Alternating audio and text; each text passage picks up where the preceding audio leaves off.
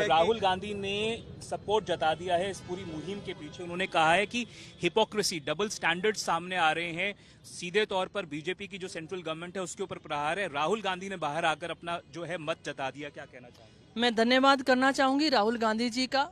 और उन्होंने ड्रो मत का जो नारा दिया था, बिल्कुल सत्य दिया था। इस देश को समझना चाहिए उसके ऊपर। मैं प्रियंका गांधी जी का भी धन्यवाद देती हूँ, वो उस प्रोटेस्ट में शामिल हुई। और मैं ये जरूर कहना चाहूंगी कि ये इस देश की बेटियों के मान सम्मान की बात है। सभी राजनीतिक दलों को, राजनीतिक पार्टियों से ऊपर उठकर हमें सोचना पड़ेगा कि आज हमारे स्टार एथलीट भी अगर प्रोटेक्ट नहीं है, उसे न्याय नहीं मिल पा रहा है, तो आज हम आने वाली पीढ़ी या गांव दूर ढाणियों में बैठी उस बेटी के साथ न्याय कैसे कर सकते हैं। मैं धन्यवाद, दिल से धन्यवाद करना चाहूंगी राहुल गांधी जी ने उनका जो समर्थन जताया है। आप दिल्ली के जंतर मंतर के धरना स्थल पर भी गई थी, आपने देखा करीब से क्या कुछ वहां पे चल रहा था। कल रात में दिल्ली पुलिस पर आरोप है कि उसने जो वहां पर एथलीट्स थे, जो लोग थे, उनके साथ बदतमीजी की है। देखिए, मैं जब जंतर मंतर गई तो उन बेटियों की चिंता है, उन बेटियों को कि क्या होगा, हमें न्याय मिलेगा नहीं मिलेगा।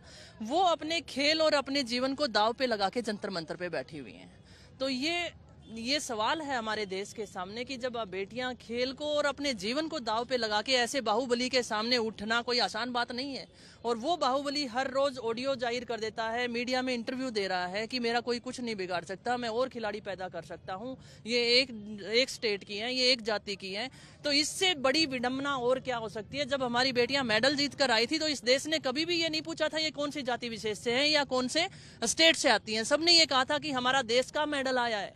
मैं मेरे दर्शकों को फिर कहना चाहती हूँ, सभी ने ये कहा था कि हमारे देश का मेडल आया है। उन बेटियों ने जाके इस देश का राष्ट्रगान बजवाया था, ना कि हरियाणा का कोई गान बजवाया था। तो जब ये कहा जाता है कि ये लड़के सारे जो एथलीट्स हैं, पहलवान हैं, ये एक ही राज्य के, एक ही अखाड़े से हैं और यहाँ तक कह दिया गया कि एक ही परिवार से हैं, तो क्या लगता है इस पूरी मुहिम को, इस आंदोलन को एक तरह से बदनाम करने की, कमजोर करने की कोशिश है। मैं दिल से धन्यवाद देती हूँ उन बेटियों को जिन्होंने अन्याय के खिलाफ खड़ी हुई हैं।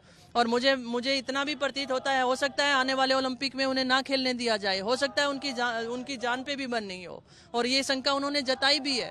और इस प्रोटेस्ट को कमजोर करने के लिए ऐसी छोटी हरकतें जो की जा रही हैं, शर्मनाक है इस देश के लिए। मैं पुनः कहती हूँ देशवासियों से, आज अगर आप खड़े नहीं होंगे तो आज आपके बच्चों का खेलने के मैदान छीना जा रहा है, कल स्कूल और कॉलेज छीने जाएंगे, आपको घरों में बंद कर दिया जाएगा। ये कहना चाहूंगी। कहा कि कल के एक्सीडेंट के बाद में कि दिल्ली आओ, दिल्ली पहुंचो सभी लोग, तो क्या आप खिलाड़ियों के साथ में वापस से दिल्ली जंतर मंतर का रुख करेंगी? मैं बिल्कुल, जहां तक संभव रहेगा मेरी कोशिश रहेगी कि उन खिलाड़ियों का समर्थन मैं करूं।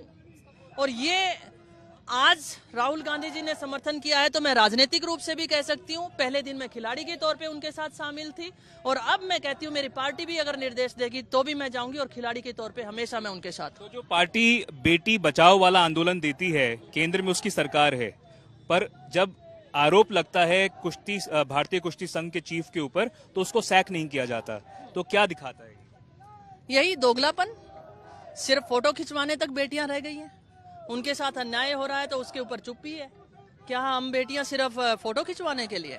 हमारे कोई अधिकार नहीं है, हमें जीने का हक नहीं है, या हम हमें आज़ादी नहीं है क्या हम अपने न्याय के खिलाफ आवाज उठा सके, या फिर हम वही बेड़ियों में अपना जीवन गुजारती रहें जो वर्षों पहले कभी बेटियों के साथ होता था?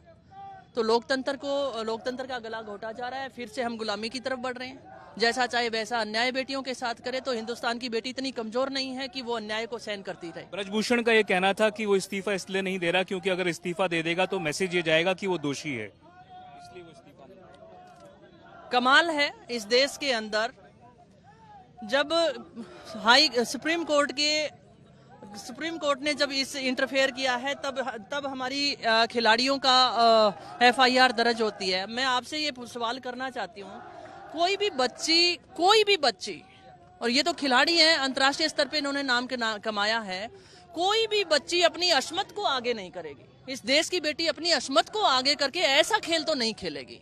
कहीं ना कहीं इतनी ज्यादा पीड़ा रही कि ये बेटियां सड़कों पे आई हैं, और हर दोषी व्यक्ति अपना बचाव करने के लिए कुछ ना कुछ तो बोलेगा। वो कभी भी ये नहीं कहेगा मैं चोर हूँ, कभी भी ये नहीं कहेगा कि मैं अय्याशी करता हूँ, कभी ये नहीं कहेगा मैं अपनी बेटियों की इज्जत के साथ खेलता हूँ। आज बेटियां कह रही हैं कि होटल में जब कमरा खुला होता था तो हम गलियारे से निकल नहीं सकते थे, हम बैठ नहीं सकते हैं, हम खेल कैसे खेलेंगे, हमें मानसिक प्रताड़ना से गुजरना पड़ रहा है। तो ये सवाल उनसे क्यों नहीं पूछे जा रहे हैं?